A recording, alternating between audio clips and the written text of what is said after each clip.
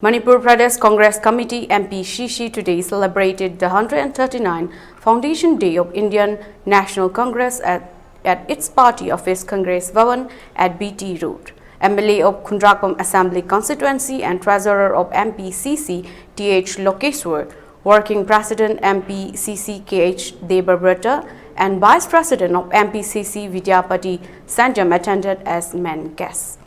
Many party workers and executive members of the party also took part in the celebration. As a part of the celebration, party's flag was unfurled by the chief guest of the function, Th Lokeswar. Moreover, 2-minute silence was also observed for those party leaders and workers who are no more today. Addressing the gathering, Th Lokeswar said, though state and central government is trying to break unity and integrity of Manipur, people of the state who love their motherland are standing against it. He further said he joined Congress as he believed in the idea and the ideology of the party. The peaceful coexistence in the past is no more in the state.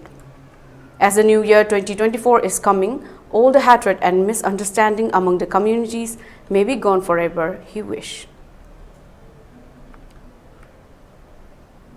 We are all amakatani, highway wakal, secularism da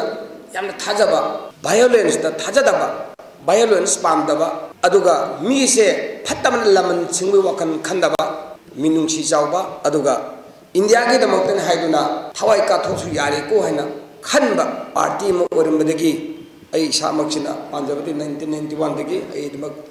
huji phawda ai yaujabani aduga ngasidi Indian National Congress ki pamjaba non-violence aduga secularism da thajaba koi punabak India ji jati amakata leiba natamnina khanja wakhalondo ngasi ai ishori mafamda amusung praja miyam mafamda aina hajening mase Manipur da hojik thoiba ngasai gi waraba tangdu laitadraba matam amagi Manipur do lakadwa sahi 2024 January tha hek hogalakpa mikup tudagi ayingba shanti laiba amang amaga thadan naramdaba nungsindaramdaba do madu purak biduna ngasagi yam ingba akhoi punama aigi jati isana kanjagadaba migi jati masa masai kanjagadaba wakhalondo amang amaga isagi culture isagi tradition ngangna zaminana nanabina haiduna isori mhundai thaunijari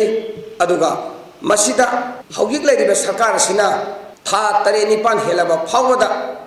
miyam nami pahanba poise kun ba ngamdaba se khwaidagi laibak thiba ai sage tarptagi Congress party tarptagi ai totally condemn tawjari